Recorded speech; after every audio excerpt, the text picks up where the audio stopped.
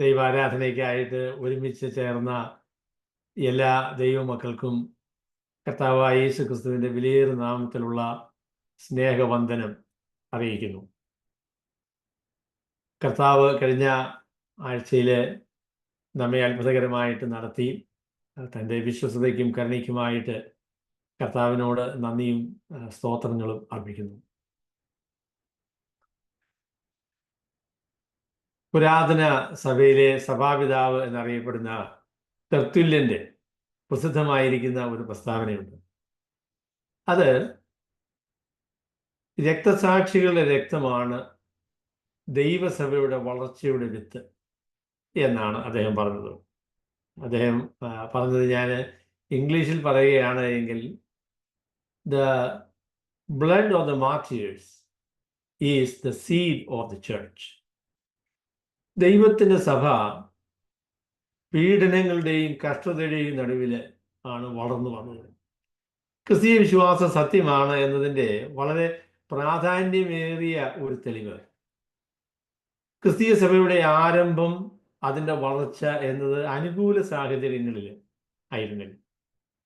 മലയാള ഭാഷയിലെ ഒരു പ്രസ്താവനയുണ്ടല്ലോ, തീയിൽ കുരുത്തത് വെയിലത്ത് വാടുകയില്ല എന്ന്.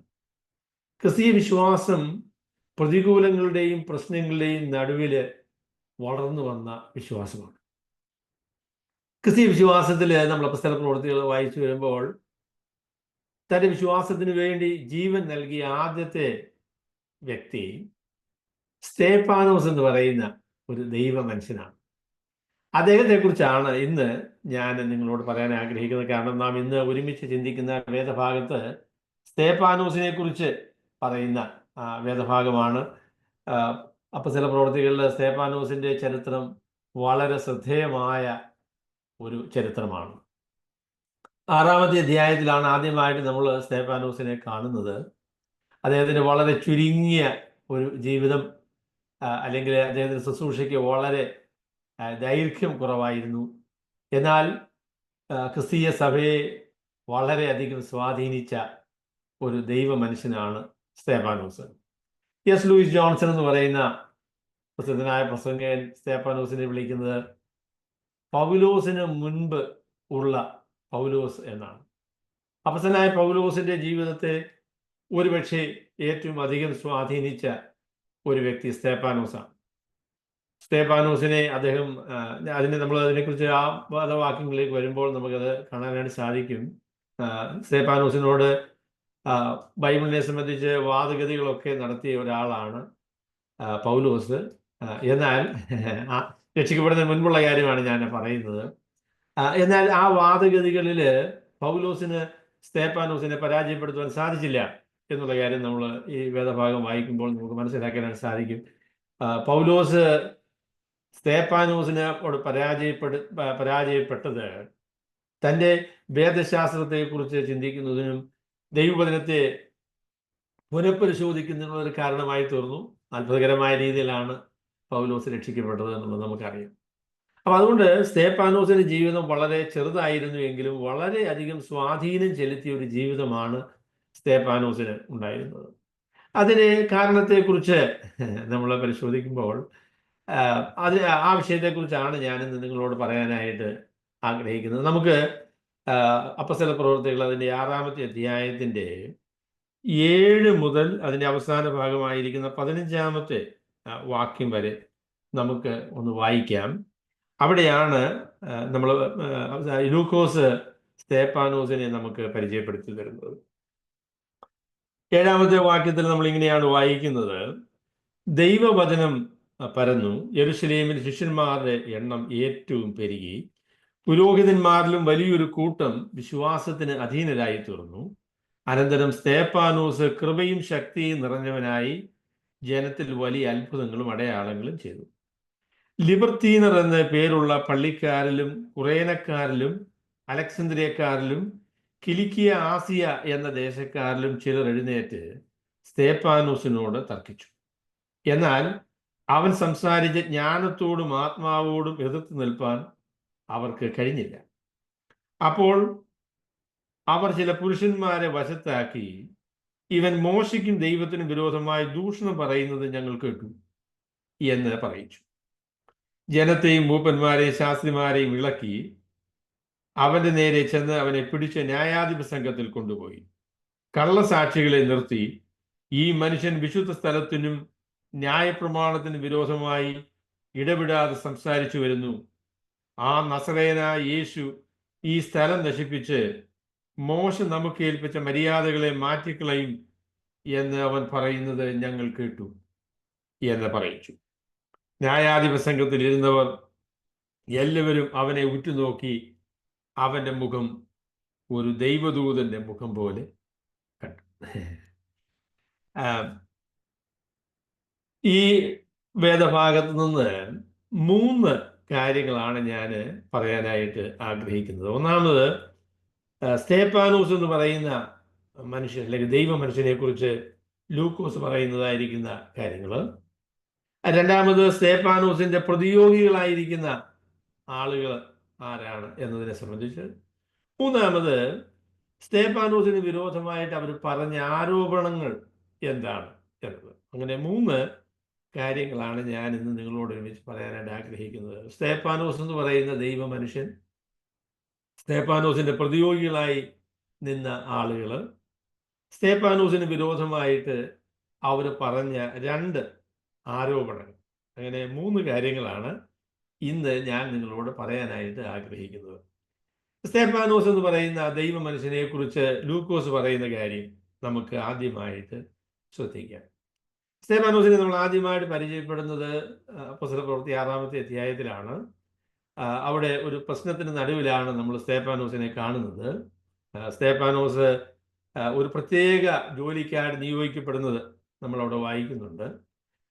അവിടെ യെരൂശലേമില് ധാരാളം ആളുകൾ വിശ്വാസികളായിട്ട് തീർന്നു.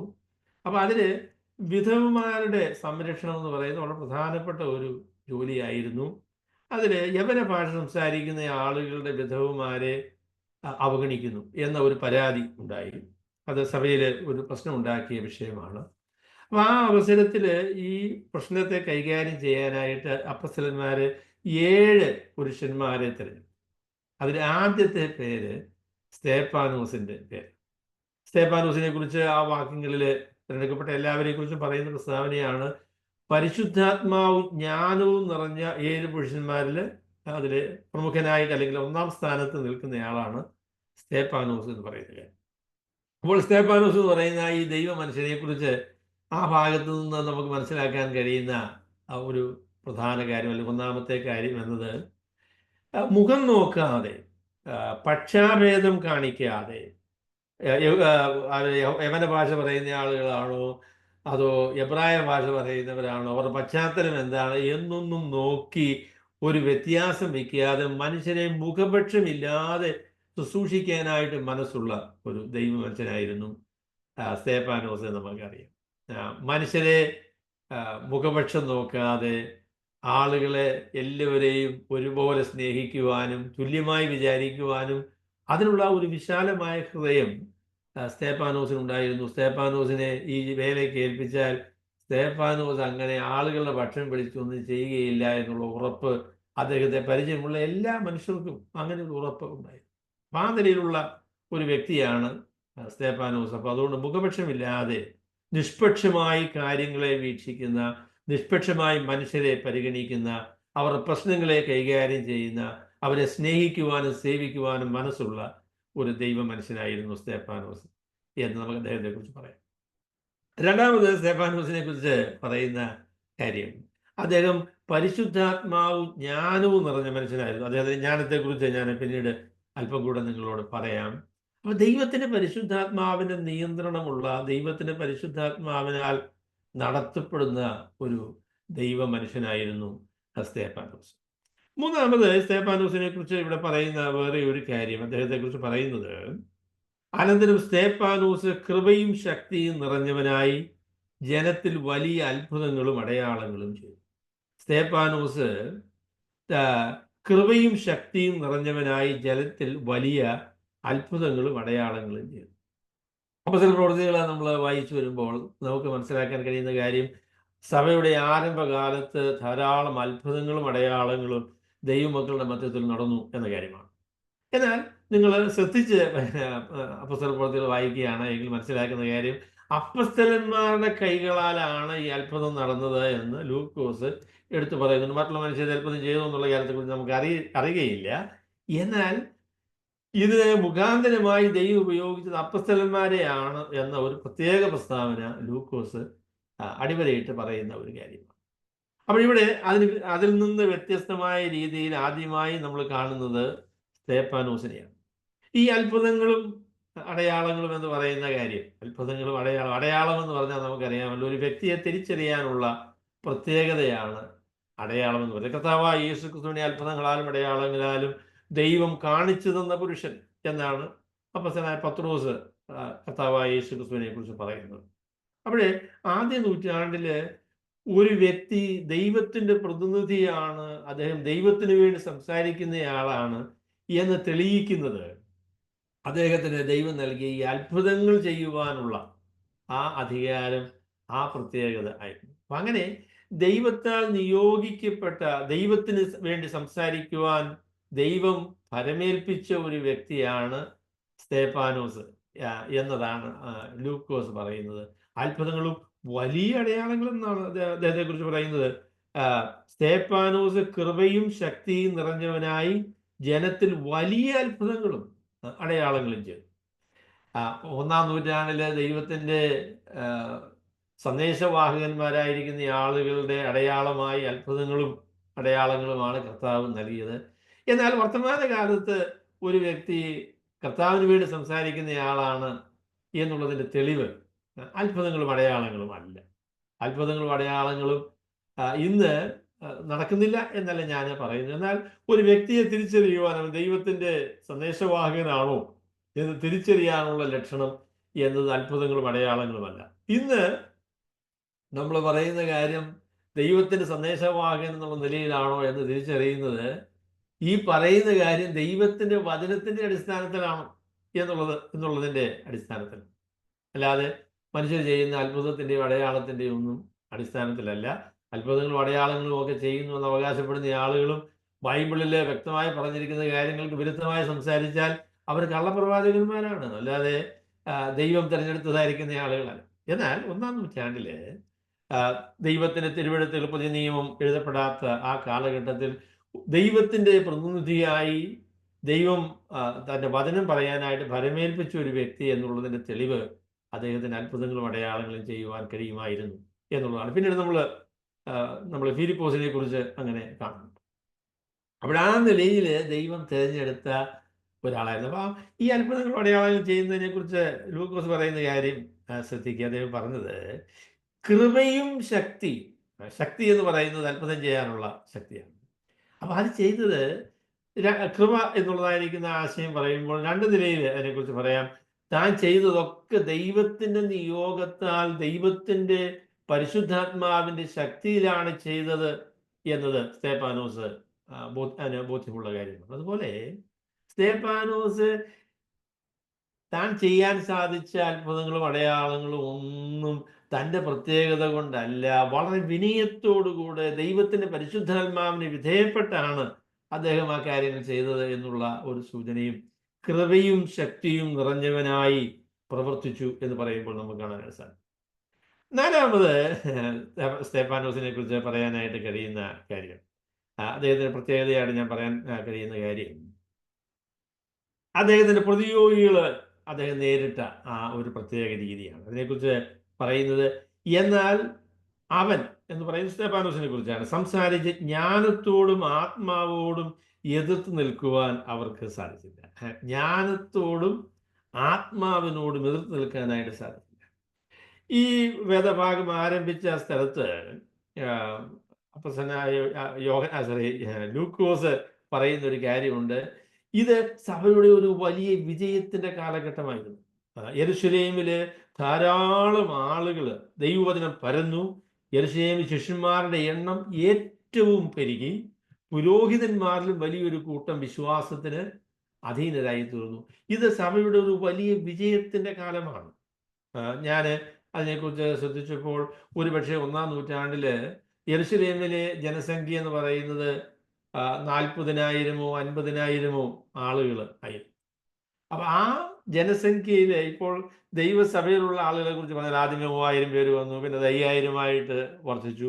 ഇവിടെ പറയുമ്പോൾ ഏറ്റവും പെരുകി എന്ന് പറയുന്നു. ഒരുപക്ഷെ 10, 15,000, 20,000 ആളുകള് യെരൂശലേമിലെ സഭയില് അംഗങ്ങളായിട്ട് ഇപ്പോഴുണ്ട്. എന്ന് പറഞ്ഞാൽ യെരൂശലേമിൽ ഏകദേശം പകുതി ആളുകള് വിശ്വാസികളായിട്ട് തീർന്നു. പുരോഹിതന്മാരിലും അനേകര് വിശ്വാസികളായിട്ട് തീർന്നു. അങ്ങനെ സഭയുടെ ഒരു വലിയ വിജയത്തിന്റെ സമയമാണ്. എന്നാൽ വിജയത്തിന്റെ സമയത്തെക്കുറിച്ച് പറയേണ്ട കാര്യം, വിജയത്തോട് ചേർന്ന് വെല്ലുവിളികളും ഉണ്ട് കേട്ടോ. വിജയത്തോട് ചേർന്ന് വെല്ലുവിളികളുമുണ്ട്. പുരോഹിതന്മാരിലും അനേകർ ശിഷ്യന്മാരായിട്ട് അല്ലെങ്കിൽ വിശ്വാസികളായിട്ട് തീർന്നു എന്ന് ലൂക്കോസ് പറയുമ്പോൾ, പുരോഹിതന്മാരുടെ ആഗമനത്തോടുകൂടെ അവരുടെ സ്വാധീനവും ദേവാലയവുമായിട്ടുള്ള ബന്ധവും പഴയ നിയമത്തിന്റെ സ്വാധീനവും ഒക്കെ സഭയിൽ വർദ്ധിച്ചു എന്ന് വേണം വിചാരിക്കാനായിട്ട്. ആ അവസരത്തിൽ ഇതിനെ അല്ലെങ്കിൽ ഈ സന്ദർഭത്തെ എങ്ങനെയാണ് നേരിടേണ്ടത് എന്നുള്ള ഒരു പ്രത്യേകമായിരിക്കുന്ന കാഴ്ചപ്പാട് സ്തേഫാനോസിന് ഉണ്ടായിരുന്നു. അതുകൊണ്ടാണ് പിന്നീട് അദ്ദേഹത്തിന്റെ കുറിച്ച് പറയുന്ന 2 ആരോപണങ്ങൾ അതിനെ വിശദീകരിക്കുമ്പോൾ നമുക്ക് മനസ്സിലാക്കാനായിട്ട് സാധിക്കും.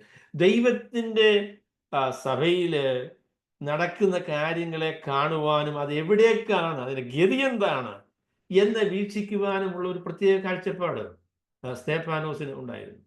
തനിക്ക് ജ്ഞാനം അല്ലെങ്കിൽ ഒരു തിയോളജിക്കൽ ഇൻസൈറ്റ്, വേദശാസ്ത്രപരമായ ഒരു കാഴ്ചപ്പാടുള്ള ഒരു ദൈവ മനുഷ്യനായിരുന്നു സ്തേഫാനോസ് എന്ന് നമുക്ക് മനസ്സിലാക്കാനായിട്ട് സാധിക്കും. അപ്പോൾ ഈ കാഴ്ചപ്പാട് പഴയ നിയമത്തെക്കുറിച്ചുള്ള കർത്താവായ യേശു ക്രിസ്തുവിന്റെ വരവോടുകൂടെ പഴയ നിയമത്തെ എങ്ങനെയാണ് വീക്ഷിക്കേണ്ടത് എന്നതിനെ സംബന്ധിച്ചുള്ള വളരെ വ്യക്തമായിരിക്കുന്ന ഒരു കാഴ്ചപ്പാട് വളരെ അത്ഭുതകരമായ രീതിയിൽ സ്തേഫാനോസ് സമ്പാദിച്ചു. അദ്ദേഹത്തിന് ജ്ഞാനമാണ്, അദ്ദേഹത്തിന്റെ ആ തിയോളജിക്കൽ ഇൻസൈറ്റിനെ കുറിച്ചാണ് ലൂക്കോസ് പറയുന്നത്. എന്നാൽ അതിനോട് ചേർത്ത് അദ്ദേഹം പറയുന്ന ഒരു കാര്യം വളരെ രസകരമാണ്, അല്ലെങ്കിൽ വളരെ ശ്രദ്ധേയമാണ്.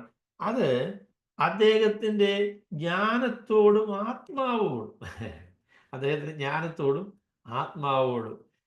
ജ്ഞാനമുള്ള ആളുകൾക്ക് പലപ്പോഴും അവരുടെ പറയുന്ന കാര്യങ്ങൾ ദൈവകൃപയോടുകൂടെ വിനയത്തോടുകൂടെ പലപ്പോഴും അവതരിപ്പിക്കാനായിട്ട് സാധിക്കില്ല കേട്ടോ. ഒരു നമ്മൾ പ്രസിദ്ധമായിരിക്കുന്ന ഒരു പ്രസ്താവനയാണല്ലോ, you can win an argument and lose a front.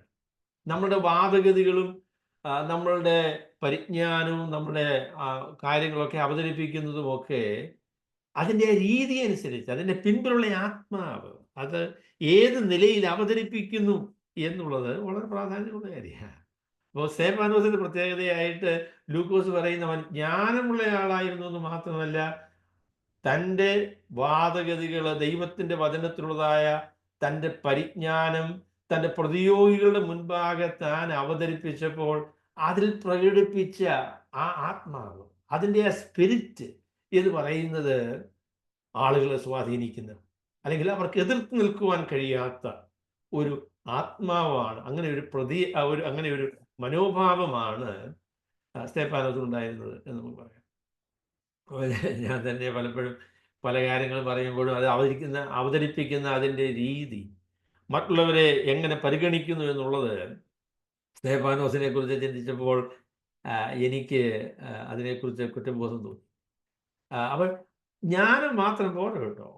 ജ്ഞാനം മാത്രം പോരാ, പിന്നെ ജ്ഞാനം അനുസരിച്ച് ദൈവം തരുന്ന കാഴ്ചപ്പാടുകൾ ദൈവഹിത പ്രകാരം വിനയത്തോടുകൂടെ മനുഷ്യരോടുള്ള പരിഗണനയിൽ അവതരിപ്പിക്കുവാനുള്ള ഒരു പ്രത്യേകമായ കൃപ സ്തേഫാനോസിനുണ്ടായിരുന്നു എന്ന് നമുക്ക് മനസ്സിലാക്കാൻ സാധിക്കും. അപ്പോൾ മനുഷ്യരെ മുഖപക്ഷം നോക്കാതെ സ്നേഹിക്കുന്ന, മനുഷ്യരെ തുല്യമായി ബഹുമാനിക്കുവാൻ മനസ്സുള്ള, അവനെ സേവിക്കുവാൻ മനസ്സുള്ള, ദൈവത്തിൻ്റെ പരിശുദ്ധാത്മാവിനാൽ നിയന്ത്രിക്കപ്പെടുന്ന, ദൈവത്തിൻ്റെ വചനത്തിൽ ആഴമായ പരിജ്ഞാനമുള്ള, ആ പരിജ്ഞാനവും തൻ്റെ പ്രാഗൽഭ്യവും ദൈവകൃപയോടെ അവതരിപ്പിക്കുന്ന ഒരു ദൈവ മനുഷ്യനായിരുന്നു സ്തേഫാനോസ് എന്ന് പറയാം.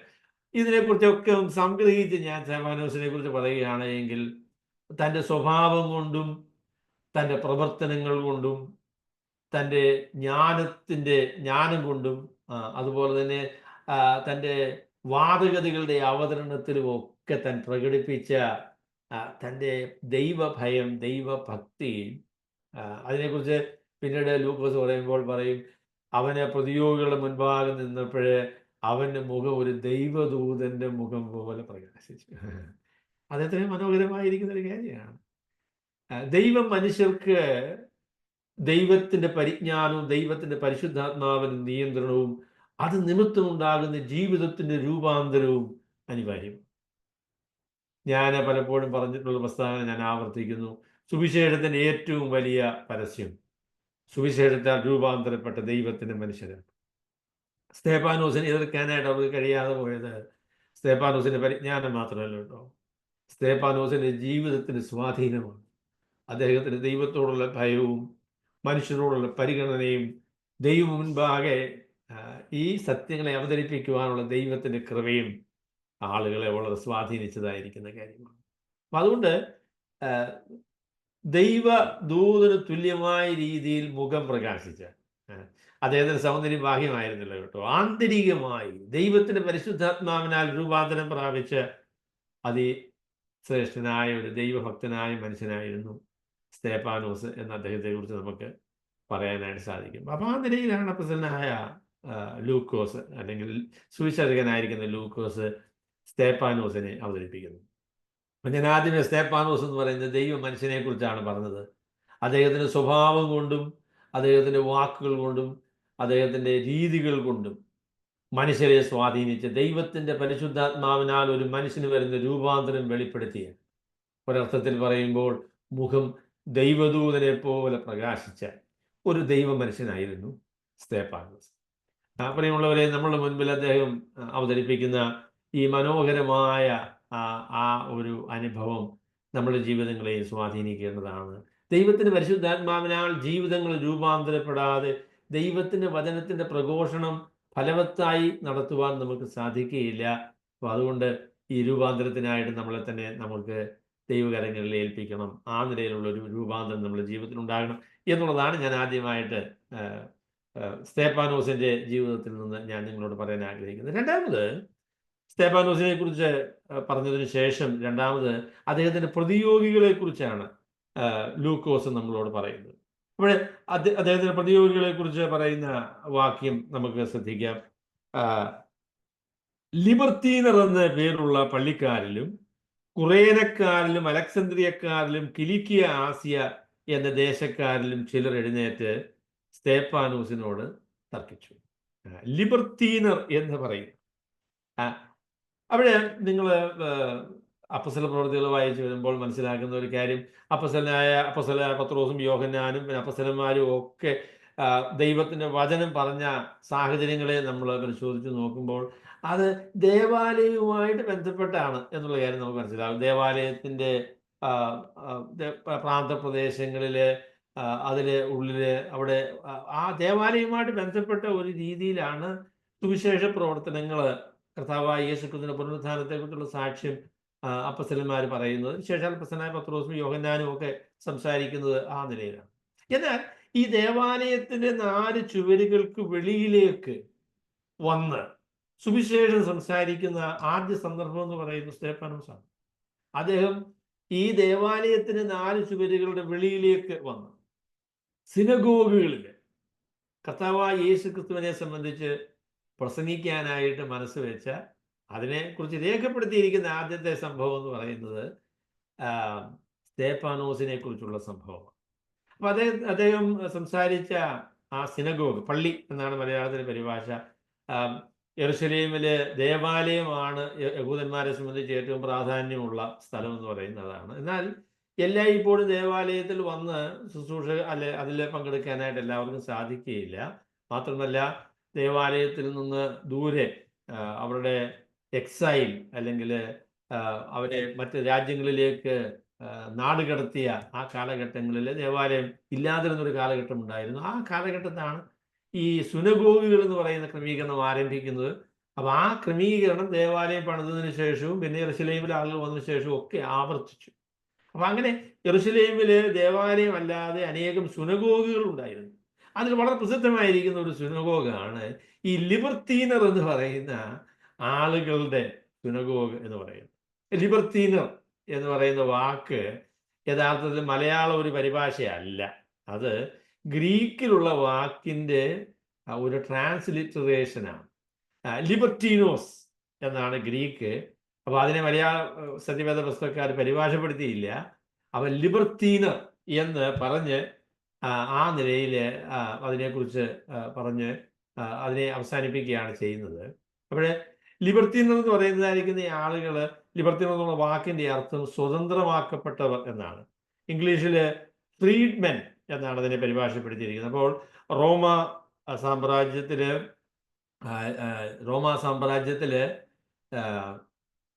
ധാരാളം അടിമകൾ ഉണ്ടായിരുന്നു. അവർ സ്വതന്ത്രമാക്കപ്പെട്ട് പല നിലകളിൽ അവർക്ക് സ്വാതന്ത്ര്യം പ്രാപിക്കാനായിട്ട് സാധിക്കും. അങ്ങനെ സ്വാതന്ത്ര്യം പ്രാപിച്ച ആളുകളെയാണ് ഈ ലിബർത്തീനർ എന്ന് പറയുന്നത്. അപ്പോൾ അങ്ങനെയുള്ള ആളുകളുടെ ഒരു സിനഗോഗാണ് കുറിച്ചാണ് ഈ ലിബർത്തീനർ എന്ന് പറയുന്ന ആളുകളുടെ സിനഗോഗ് എന്ന് പറയുന്നത്. അപ്പോൾ പല ദേശക്കാരായിരിക്കുന്ന യവന ഭാഷ സംസാരിക്കുന്ന ആളുകളാണ് പ്രമുഖന്മാരായിട്ടുള്ള ആളുകൾ. അവരെല്ലാവരും കൂടെ ഒരുമിച്ച് ചേർന്ന് നടത്തുന്ന ഒരു പള്ളിയാണ്, അല്ലെങ്കിൽ ഒരു സിനഗോഗാണ് ഈ ലിബർത്തീനറുടെ സിനഗോഗ്. അവരാണ് ഏറ്റവും അധികം, അല്ലെങ്കിൽ അവിടേക്കാണ് സ്തേഫാനോസ് ചെല്ലുന്നത്. അപ്പോൾ സ്തേഫാനോസ് തന്നെ അദ്ദേഹത്തിൻ്റെ പശ്ചാത്തലത്തെക്കുറിച്ച് നമുക്കറിയാം. ഒരു യവന പശ്ചാത്തലമാണ് സ്തേഫാനോസിനുള്ളത്. അപ്പോൾ അങ്ങനെയുള്ള ആളുകളോട് സുവിശേഷം പറയാനായിട്ട് സ്തേഫാനോസ് ശ്രമിച്ചു. അവരുമായിട്ടുള്ള സംവാദത്തിൽ അതിനെക്കുറിച്ച് പറയുമ്പോൾ അദ്ദേഹത്തിന് ജ്ഞാനത്തോടും അദ്ദേഹത്തിൻ്റെ ആത്മാവിനോടും എതിർത്ത് നിൽക്കുവാനായിട്ട് അവർക്ക് സാധിച്ചില്ല. കിലിക്കിയിൽ നിന്നുള്ള ആളുകൾ ഉണ്ടായിരുന്നു എന്ന ഒരു പ്രത്യേക പ്രസ്താവന ലൂക്കോസ് അവിടെ നടത്തുന്നുണ്ട്. അവിടെ നമുക്കറിയാമല്ലോ, പൗലോസ്, ശൗല് എന്ന പൗലോസ് കിലിക്കിയ ദേശക്കാരനാണ്. അപ്പോൾ സംവാദം നടത്തിയ സ്തേഫാനോസ് സംവാദം നടത്തിയ ആളുകളുടെ കൂട്ടത്തിൽ വളരെ പ്രമുഖനായിരിക്കുന്ന ഒരാൾ ശൗല് ആയിരിക്കാനായിട്ടുള്ള സാധ്യതയുണ്ട്. അപ്പം അവര് സ്തേഫാനോസിനോട് വാദിച്ചു. അവര് വാദഗതിയിൽ ജയിക്കാനായിട്ട് സാധിച്ചില്ല. അപ്പം നമ്മുടെ കൃഷ്ണൻകുട്ടി സഹോദരൻ പറയുന്ന ഒരു പ്രസ്താവന ഞാൻ ആവർത്തിക്കുന്നത്. അദ്ദേഹം പറഞ്ഞു, ആശയത്തെ ആശയം കൊണ്ടാണ് എതിർക്കേണ്ടത്, അല്ലാതെ ആശയത്തെ ആശയം കൊണ്ട് എതിർക്കാനായിട്ട് കഴിയാതെ വരുമ്പോൾ ആയുധങ്ങളും ആക്രമണവും ആരംഭിക്കുക എന്ന് പറയുന്നത് അത് ന്യായമായ കാര്യമല്ല, ഉചിതമായ കാര്യമല്ല. എന്നാൽ മനുഷ്യർ പലപ്പോഴും അങ്ങനെ ചെയ്യും കേട്ടോ. സ്തേഫാനോസിന്റെ പ്രതിയോഗികൾക്ക് സ്തേഫാനോസിനോട് ജയിക്കാൻ കഴിയുകയില്ല എന്ന് വന്നപ്പോൾ അവർ ചെയ്തത് എന്താണെന്ന് വെച്ചാൽ, ഇനി ആശയം കൊണ്ട് ഇവനെ തോൽപ്പിക്കാൻ സാധിക്കില്ല. അപ്പം അതുകൊണ്ട് മറ്റ് തന്ത്രങ്ങൾ ഉപയോഗിച്ച് സ്തേഫാനോസിനെ പരാജയപ്പെടുത്താനായിട്ടാണ് അവരെ തീരുമാനിക്കുന്നത്. കള്ളസാക്ഷികളെ കൊണ്ടുവന്നു. സ്തേഫാനോസ് പറഞ്ഞ കാര്യങ്ങളെ വളച്ചൊടിച്ചു. അദ്ദേഹം പറഞ്ഞ കാര്യങ്ങൾ ദൈവദൂഷണമാണ് എന്നവർ ആരോപിച്ചു. അദ്ദേഹത്തെ സത്യസന്ധമായ രീതിയിൽ മനസ്സിലാക്കുവാനും സത്യസന്ധമായ രീതിയിൽ അവതരിപ്പിക്കുവാനും ശ്രമിച്ചില്ല. അവിശ്വാസികളായിട്ടുള്ള ആളുകൾ ഇങ്ങനെ ചെയ്യും എന്നത് നമുക്ക് പ്രതീക്ഷ. അങ്ങനെ അവർ ചെയ്യുന്ന അവരുടെ അവിശ്വാസത്തിൻ്റെ പ്രകടനമാണ്. എന്നാൽ വിശ്വാസികൾ പോലും പലപ്പോഴും അങ്ങനെ ചെയ്യും. നമുക്ക് ഒരാശയത്തെ എതിർക്കാനായിട്ട് സാധിക്കുന്നില്ല, അതിനെ തോൽപ്പിക്കാൻ കഴിയുകയില്ല എന്ന് വരുമ്പോൾ ആ ആശയത്തെ തെറ്റായി അവതരിപ്പിച്ച് വ്യക്തിഹത്യ നടത്തി അദ്ദേഹത്തിൻ്റെ സ്വഭാവത്തെ ആക്രമിച്ച് ആ നിലയിലൊക്കെയാണ് പലപ്പോഴും മനുഷ്യരെ ആശയത്തെ എതിർക്കുന്നത്. അത് ദൈവഹിത പ്രകാരമുള്ളൊരു കാര്യമല്ല. നമുക്ക് ആശയം കൊണ്ട് ആശയത്തെ തോൽപ്പിക്കാൻ കഴിയുകയില്ലെങ്കിൽ നമ്മളെ ആശയങ്ങളെ നമ്മൾ പുനഃപരിശോധിക്കണം. അതിനുള്ളതായിരിക്കുന്ന ബുദ്ധിമുട്ടുകൾ കണ്ടെത്തണം. അതിന് തക്കതായ മറുപടി അന്വേഷിക്കണം. അതാണ് സത്യാന്വേഷണം എന്ന് പറയുന്നത്. അല്ലാതെ ജയിക്കാൻ പറ്റുന്നില്ല, അതുകൊണ്ട് ഇനിയും അവനെ തോൽപ്പിക്കാനായിട്ട് വേറെ വഴികൾ നോക്കാമെന്ന് പറയുന്നത് അത് വിരൂപമാണ്, അത് പൈശാചികമാണ്. അപ്പം ആ നിലയിൽ സമീപനം നമുക്ക് പാടില്ല. നമ്മൾ സത്യാന്വേഷികളാണ്. സത്യം അന്വേഷിക്കുന്നു. സത്യം പറയുമ്പോൾ അത് കൃത്യമായ രീതിയിൽ പറയാൻ നമുക്ക് കഴിയാത്തത് നമ്മുടെ വാദഗതികളുടെ പ്രശ്നമാണ്. അത് പരിഹരിക്കാനുള്ള ബാധ്യതയാണ് നമുക്കുള്ളത്. എന്നാൽ ഈ പ്രതിയോഗികൾ അങ്ങനെയല്ല ചെയ്തത്. അവർ കള്ളസാക്ഷികളെ കൊണ്ടുവന്നു. അതിനുശേഷം സ്തേഫാനോസ് പറഞ്ഞ കാര്യം ഈ നിലയിലാണ് എന്ന് കള്ളസാക്ഷികളെ നിർത്തി സ്തേഫാനോസിനെതിരായിട്ട് ആരോപണങ്ങൾ ഉന്നയിക്കുകയും അദ്ദേഹത്തെ അറസ്റ്റ് ചെയ്യാനായിട്ട്, അദ്ദേഹത്തെ തടവിലാക്കാൻ, അല്ലെങ്കിൽ അദ്ദേഹത്തെ ബന്ധനസ്ഥനാക്കാനായിട്ടുള്ളൊരു ക്രമീകരണം ഉണ്ടാക്കുകയുമാണ് അവർ ചെയ്തത്. അത് പ്രതിയോഗികളായിരിക്കുന്ന ആള്, അതിനെക്കുറിച്ച് ഞാൻ രണ്ട് കാര്യം പറയാം. ഒന്നാമത്തെ കാര്യം എന്ന് പറയുന്നത്, നമ്മൾ ദൈവഹിത പ്രകാരം ജീവിക്കുന്നു, നാം പറയുന്ന കാര്യങ്ങൾ സത്യമാണ് എന്നുള്ളത് കൊണ്ട് നാം ജയിച്ചുകൊള്ളും, അല്ലെങ്കിൽ മനുഷ്യരെല്ലാവരും നമ്മളെ അംഗീകരിക്കുമെന്ന് നമ്മൾ വിചാരിക്കുന്നത്. നമ്മൾ പറയുന്ന കാര്യം സത്യമാണ്, നമ്മളുടെ സമീപനം ശരിയാണ്, ദൈവത്തിന് മുൻപാകെ നമുക്ക് നല്ല മനസ്സാക്ഷിയുണ്ട് എന്നുള്ളത് കൊണ്ട് മറ്റുള്ള മനുഷ്യരെല്ലാവരും നമ്മളെ അംഗീകരിച്ചുകൊള്ളും, അവർ നമ്മളെ സ്വീകരിക്കുമെന്ന് നമ്മൾ പ്രതീക്ഷിക്കരുത്. ശത്രു, പിശാച് നമ്മളെ തോൽപ്പിക്കാനായിട്ട്, അല്ലെങ്കിൽ നമ്മുടെ നല്ല മനസ്സാക്ഷിയെയും നമ്മുടെ വാദഗതികളെയും എതിർക്കാനായിട്ടുള്ള തന്ത്രങ്ങൾ പ്രയോഗിക്കും എന്നുള്ളതായിരിക്കുന്ന കാര്യം നമ്മൾ ഓർക്കണം. അപ്പോൾ രണ്ടാമത് ഞാൻ അതിനെക്കുറിച്ച്, ഈ പ്രതിയോഗികളെ കുറിച്ച് പറയുമ്പോൾ പറയാൻ ആഗ്രഹിക്കുന്ന കാര്യം, പ്രിയ സഹോദരങ്ങളെ, ചില കാര്യങ്ങളോട് നമ്മൾ യോജിക്കാതെ വരുന്നു, നമുക്ക് പറഞ്ഞിട്ട് ജയിക്കാൻ പറ്റുന്നില്ല എന്ന് വരുമ്പോൾ നമ്മൾ തന്ത്രങ്ങൾ ഉപയോഗിച്ച്, അസത്യം മെനഞ്ഞ്, തെറ്റായ രീതിയിൽ ആളുകളെ അവതരിപ്പിച്ച് ആ നിലയിൽ പ്രവർത്തിക്കാനായിട്ട് നമുക്ക് ഒരിക്കലും പാടില്ല. അത് നമുക്ക് ചേരുന്ന കാര്യമല്ല എന്നതും കൂടെ ഞാൻ അതിനോട് ചേർത്ത് പറയാൻ ആഗ്രഹിക്കുന്നു. അപ്പോൾ ഞാൻ ആദ്യമേ സ്തേഫാനോസ് എന്ന് പറയുന്ന ദൈവമനുഷ്യനെ കുറിച്ചാണ് നിങ്ങളോട് പറഞ്ഞത്. രണ്ടാമത് അദ്ദേഹത്തിൻ്റെ പ്രതിയോഗികളെ കുറിച്ചാണ് ഞാൻ നിങ്ങളോട് പറഞ്ഞത്. മൂന്നാമത് അദ്ദേഹത്തിനെതിരായിട്ട് അവർ പറഞ്ഞ ആരോപണത്തെക്കുറിച്ചാണ് ഞാൻ പറയാനായിട്ട് ആഗ്രഹിക്കുന്നത്. അവർക്ക് അദ്ദേഹത്തിനെതിരായിട്ട് അവർ ഉന്നയിച്ചതായിരിക്കുന്ന ആരോപണം, 2 ആരോപണങ്ങളാണ് സ്തേഫാനോസിനെതിരായിട്ട് അവർ പറഞ്ഞത്. അപ്പോൾ അവർ പറഞ്ഞത്, സ്തേഫാനോസ് 2 കാര്യം പറയുന്നത് ഞങ്ങൾ കേട്ടു. ഒന്ന്, മോശയ്ക്ക് എതിരായിട്ട് അദ്ദേഹം പറഞ്ഞു. രണ്ടാമത് ഈ വിശുദ്ധ സ്ഥലത്തിനെതിരായിട്ട് പറഞ്ഞു. വേറെ ഭാഷയിൽ പറയുകയാണെങ്കിൽ മോശയുടെ ന്യായപ്രമാണം, അതുപോലെ തന്നെ ദേവാലയത്തിൻ്റെ പ്രസക്തി, ഈ 2 കാര്യങ്ങളാണ് സ്തേഫാനോസിന് പറഞ്ഞതായിരിക്കുന്ന വിഷയം അതാണ്. അപ്പൊ ഈ 2 കാര്യങ്ങൾ സ്തേഫാനോസിന് എതിരെ, മോശയ്ക്കെതിരായിട്ട് സംസാരിച്ചു. യഥാർത്ഥത്തിൽ യഹൂദന്മാരുടെ രീതി അനുസരിച്ച് ദേവാലയത്തിനെതിരായിട്ട് പറയുക, പിന്നെ ന്യായപ്രമാണത്തിനെതിരായിട്ട് പറയുക എന്ന് പറഞ്ഞാൽ, അങ്ങനെയുള്ള ആളുകളെ കുറ്റം വിധിക്കാനായിട്ട് റോമാക്കാരുടെ അനുവാദം ആവശ്യമില്ല. അവർക്ക് തന്നെ ഇങ്ങനെയുള്ള ആളുകളെ അവരുടെ മത നിയമങ്ങൾ അനുസരിച്ച് വിധിക്കുന്നതിനും വധശിക്ഷ നൽകുന്നതിനും ഉള്ളതായ അനുവാദം, അല്ലെങ്കിൽ അതിനുള്ള അനുവാദം റോമാക്കാർ കൊടുത്തിരുന്നു. അവിടെ സ്തേഫാനോസിനെതിരായിട്ട് ഇവർ ഉപയോഗിച്ച, അല്ലെങ്കിൽ ഇവർ പറഞ്ഞതായ ആരോപണങ്ങൾ, ഒന്ന് ദേവാലയത്തിനെതിരായിട്ടുള്ള ആരോപണമാണ്. അത് യഹൂദന്മാർക്ക് തന്നെ വധശിക്ഷ കൊടുക്കാൻ പറ്റുന്ന ഒരു ആരോപണമാണ്. അതുപോലെ ന്യായപ്രമാണത്തിനെതിരായിട്ട് പറഞ്ഞാൽ, പിന്നീട് കർത്താവായ യേശുക്രിസ്തുവിനെ കുറിച്ച്, അല്ലെങ്കിൽ കർത്താവിൻ്റെ ന്യായവിധിയിൽ പീലാത്തോസ് അങ്ങനെ പരതന്ത്രനായിട്ട് നിൽക്കുന്ന അവസരത്തിൽ യഹൂദന്മാർ പറഞ്ഞൊരു കാര്യമുണ്ട്, ദൈവത്തിനും ന്യായപ്രമാണത്തിനും എതിരായിട്ട് കർത്താവായ യേശു സംസാരിച്ച് അങ്ങനെയുള്ളവരെ വധശിക്ഷയ്ക്ക് വിധിക്കാനായിട്ട് ഞങ്ങൾ നിയമം അനുവദിക്കുന്നുണ്ട് എന്നവർ പറഞ്ഞൊരു പ്രസ്താവന ആ ഭാഗത്ത് നമ്മൾ കാണുന്നുണ്ട്. അപ്പം അതുകൊണ്ട് അങ്ങനെ ഒരു ആരോപണമാണ് സ്തേഫാനോസിനെതിരായിട്ട് ഉപയോഗിച്ചത്. അപ്പോൾ ഈ 2 കാര്യങ്ങൾ സ്തേഫാനോസ് പറഞ്ഞത് ഒരു വളച്ചൊടിച്ചാണ് പറഞ്ഞത് കേട്ടോ. ന്യായപ്രമാണത്തിനെതിരായിട്ട് പറഞ്ഞു, അതുപോലെ തന്നെ ദേവാലയത്തിനെതിരായിട്ട് പറഞ്ഞു. അവിടെ ഈ 2 കാര്യങ്ങളെക്കുറിച്ച് വിശദമായി പറയണമെങ്കിൽ യഥാർത്ഥത്തിൽ ഇതിൻ്റെ വിശദീകരണമാണ് നമ്മൾ 7-ാമത്തെ അധ്യായത്തിൽ നമ്മൾ കാണുന്നത്.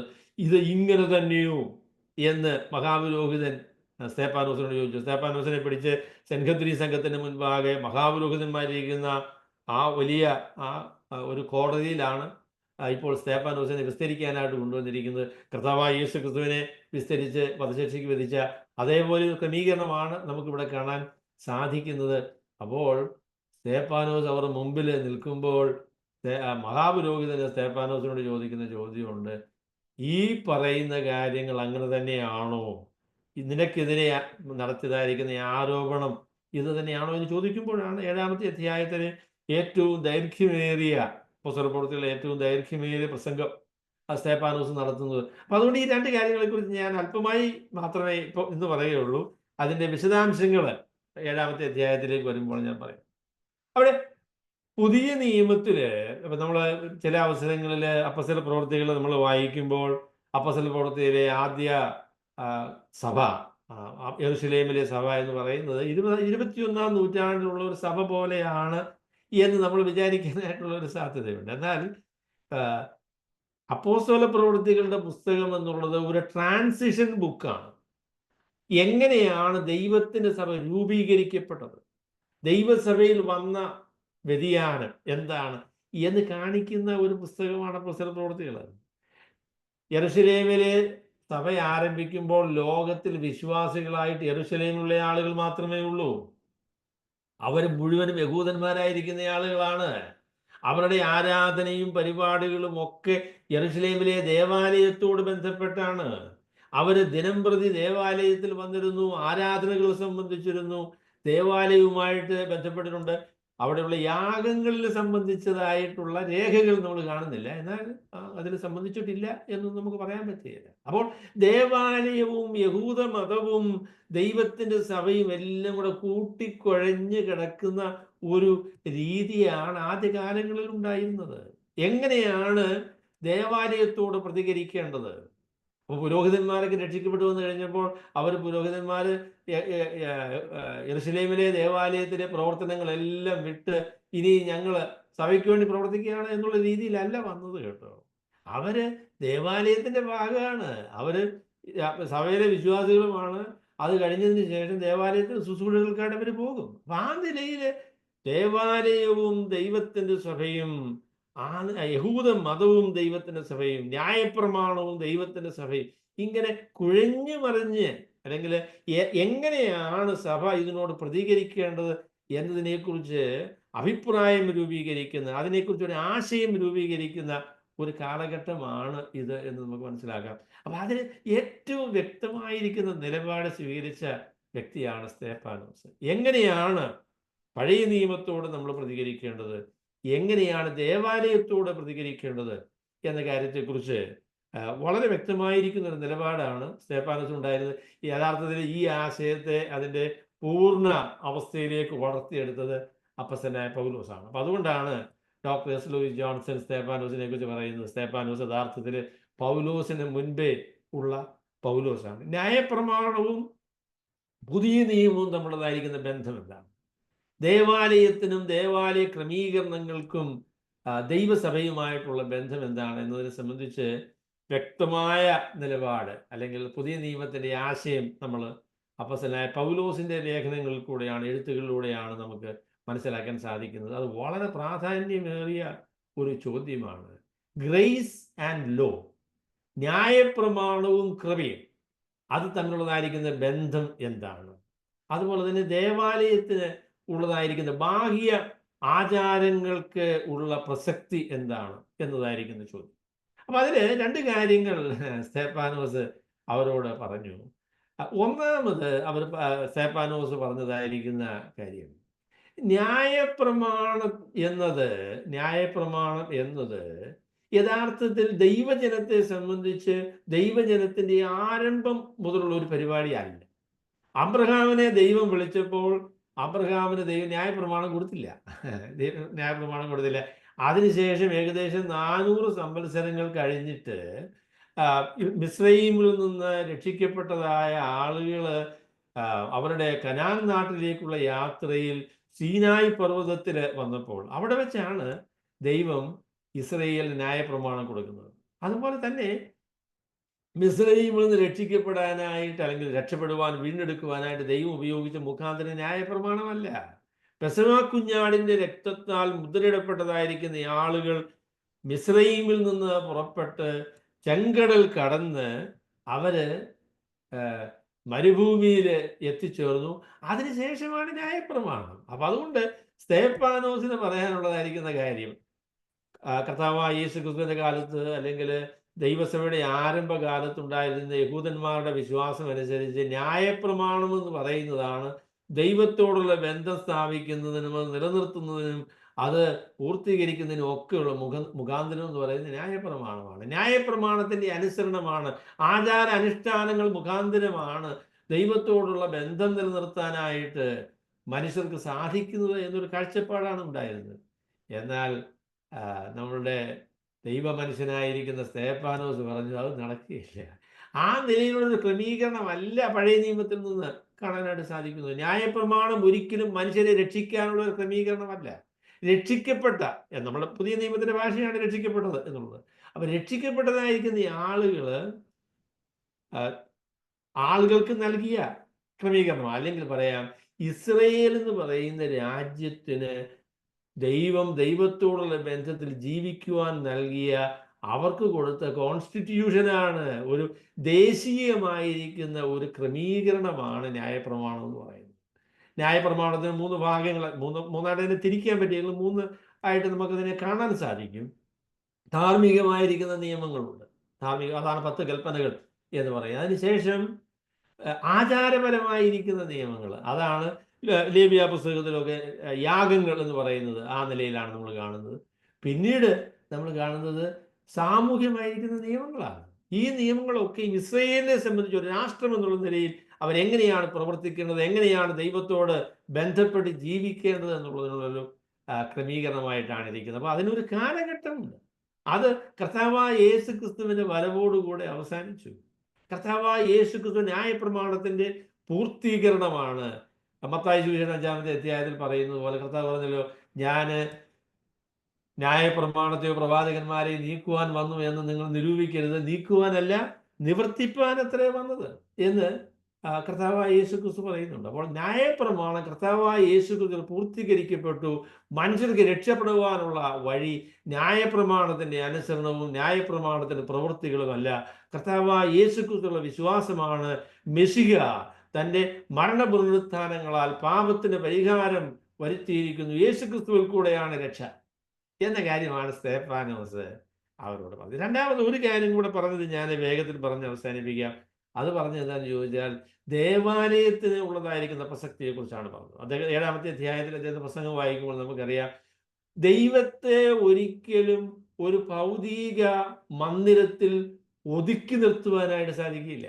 അദ്ദേഹം പറഞ്ഞു, സ്വർഗം എന്റെ സിംഹാസനവും ഭൂമി എന്റെ പാദപീഠവുമാകുന്നു, നിങ്ങൾ എനിക്ക് പണിയുന്ന ആലയം ഏത് വിധം, എന്റെ വിശ്രാമ സ്ഥലവും ഏത് എന്ന് ചോദിക്കുന്ന ചോദ്യത്തോടു കൂടെയാണ് സ്തെഫാനോസ് പ്രസംഗം അവസാനിപ്പിക്കുന്നത് എന്ന് നമുക്കറിയാം. അപ്പോൾ ദൈവത്തെ ഏതെങ്കിലും ഒരു ഭൗതിക ക്രമീകരണത്തിന്റെ ഉള്ളിൽ തളച്ചിടുവാനായിട്ട് സാധിക്കില്ല. ആശയം പഴയ നിയമത്തിൽ വളരെ വ്യക്തമാകും കേട്ടോ. എന്നാൽ യഹൂദന്മാരുടെ ദേവാലയത്തിന് അവർ നൽകിയതായിരിക്കുന്ന പ്രാധാന്യം അനുസരിച്ച് യെരൂശലേമിലെ ഒരു നല്ല പങ്ക് ആളുകൾ യെരൂശലേം ദേവാലയവുമായിട്ട് ബന്ധപ്പെട്ട് അതിൻ്റെ സാമ്പത്തിക ക്രമീകരണങ്ങൾ, അവരുടെ ജീവിതത്തിന്റെ സന്ധാരണമൊക്കെ യെരൂശലേം ദേവാലയവുമായിട്ട് ബന്ധപ്പെട്ടതാണ്. അങ്ങനെ ദേവാലയം അവരുടെ എല്ലാ ചിന്തകളുടെയും കേന്ദ്രമായിട്ടാണ് അവർ അതിനെക്കുറിച്ച് കരുതിയിരുന്നത്. എന്നാൽ സ്തെഫാനോസ് പറഞ്ഞു, പ്രിയമുള്ളവരെ, ദൈവം ഒരു പ്രത്യേക ക്രമീകരണങ്ങൾ ഒതുങ്ങി നിൽക്കുന്നില്ല. മാത്രമല്ല, കർത്താവായ യേശു ക്രിസ്തുവിന്റെ വരവോടുകൂടെ ഈ ഭൗതിക ക്രമീകരണങ്ങൾക്കുള്ള പ്രാധാന്യം അവസാനിച്ചു. കർത്താവായ യേശു ക്രിസ്തു ഈ ദേവാലയത്തിന് ആചാര അനുഷ്ഠാനങ്ങൾ മുഖാന്തരം ദൈവം കാണിച്ചു കൊടുത്ത ആ ക്രമീകരണത്തിന്റെ പൂർത്തീകരണമാണ്. പഴയ നിയമത്തിലെ യാഗങ്ങൾ എന്ന് പറയുന്ന പാപപരിഹാരത്തിനായുള്ള ക്രമീകരണമാണ്. അതാണ് ദേവാലയത്തിൽ നടന്ന ഏറ്റവും പ്രധാനപ്പെട്ട ഒരു കാര്യം. അതാണ് യാഗങ്ങൾ അർപ്പിച്ച് മനുഷ്യരുടെ പാപങ്ങൾക്ക് പരിഹാരം വരുത്തി ദൈവത്തോട് മനുഷ്യരെ യോജിപ്പിക്കുക എന്ന് പറയുന്ന ക്രമീകരണമാണ്.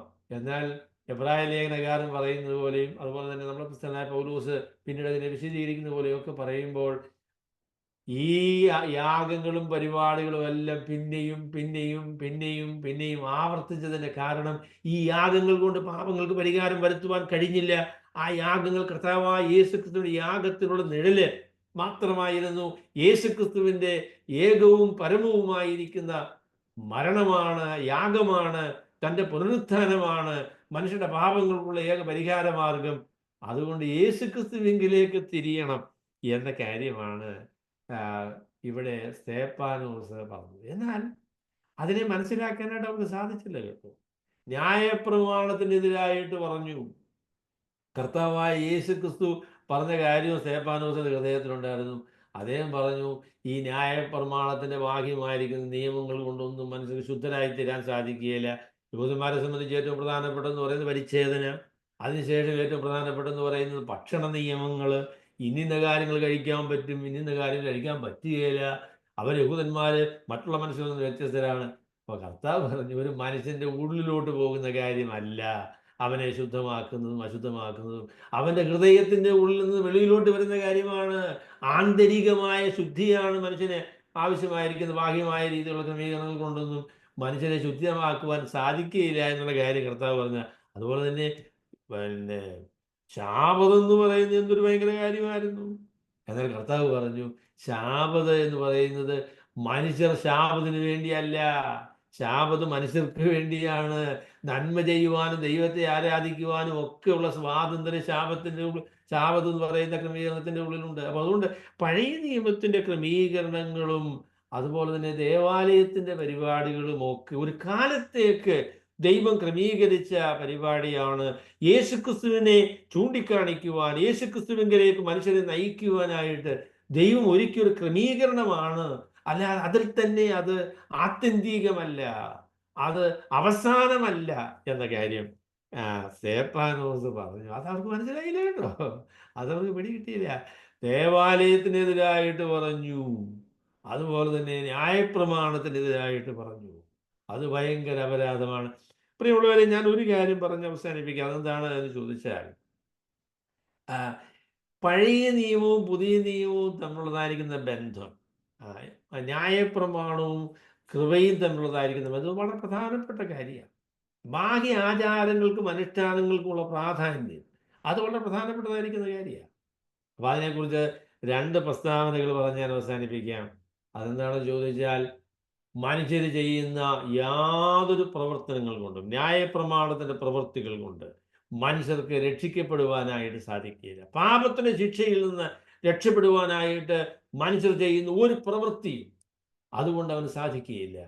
അതുപോലെ തന്നെ മനുഷ്യൻ്റെ മതകർമ്മങ്ങളും ആചാര അനുഷ്ഠാനങ്ങളും കൊണ്ട് ദൈവത്തെ പ്രസാദിപ്പിച്ച് ദൈവസന്നിധിയിലേക്ക് പ്രവേശനം നേടുവാനായിട്ട് മനുഷ്യർക്ക് സാധിക്കുകയില്ല. അത് കർത്താവായ യേശു ക്രിസ്തുവിൽ കൂടെ മാത്രമേ സാധിക്കുകയുള്ളൂ.